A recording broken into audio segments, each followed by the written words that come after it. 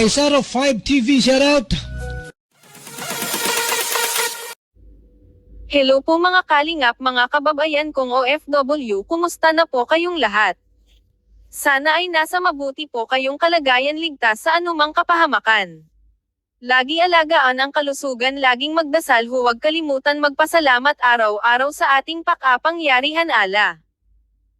Bago ang lahat, huwag natin kalimutan suportahan ang ama ng Kalingap, Kuya Val Santos, Matubang Kalingap, Rab, Ma'am Edna at sa iba pang mga Kalingap para mas marami pa silang matutulungan na kababayan natin nangangailangan. Magbibigay ako ng reaction dito kay Rina. Nakakatuwa at nakakalungkot naman po ang batang ito, si Rina. Mas gustuhin pa niya tumira sa taong hindi niya kadugo at sana malalaman kung ano ang dahilan kung bakit pinili pa ni Rina tumira sa ibang tao kaysa sa kanyang tunay na pamilya. Lalong-lalo na ito pag sinabi titira siya sa Dolnak doon sa bahay na pinagawa sa kanya. Sa ngayon po nag-aaral nga buti si Rina at nakakatuwa naman, mahilig at magaling na bata si Rina at napapansin din ito ng karamihan ang kanyang pag-aaral, masipag at matalino. Ngayon po masaya siya sa piling ni Ate Roda at marunong na si Rina sa buhay niya.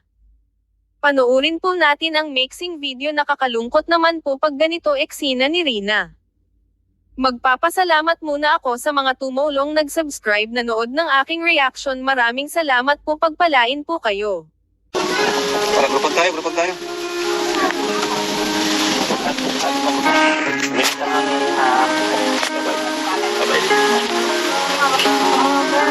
Ano rin na?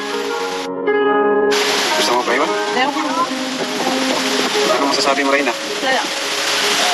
Pagka parang nangiyak ka.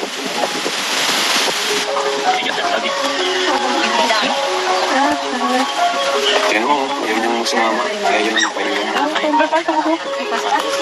Huwag mo kami kakalimutan, ha? Kuya Rab mo, ha? Kuya Edo. Huwag mo kakalimutan. Ano? Si Mama Roda. Ha? Sama ka sa amin? Ayaw mo paiwan dito?